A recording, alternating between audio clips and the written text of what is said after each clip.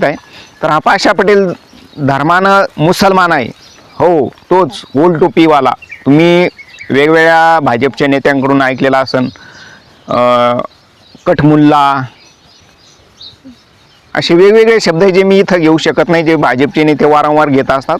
तर त्याच धर्मातला हा पाशा पटेल मुसलमान, स्पष्ट शब्दात सांगायचं म्हणजे जिहादी असा हा पाशा पटेल आता कांद्याचा जिहाद करण्यासाठी निघालेला आहे. तुम्ही याच्या सोयाबीनचा इतिहास आता मी सांगितलेला की सोयाबीनच्या भाव पाडण्यामध्ये हा पाशा पटेलचा सहभाग आहे.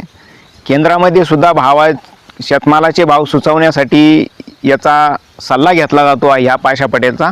तसाच महाराष्ट्रातल्या राज्य कृषी मूल्य आयोगाचा हा पाशा पटेल अध्यक्ष आहे. म्हणून बहुसंख्य 95% जास्त शेतकरी असलेल्या शेतकऱ्यांना शेतमालाचे भाव मिळू नये. जे 95% शेतकरी हे हिंदू आहे आणि हिंदूंना शेतमालाचे योग्य भाव मिळू नये याच्यासाठी हा पाशा पटेल प्रयत्न करीत असतो. लोकसभेची निवडणूक आपण बघितली, गेल्या वर्षी झाली होती.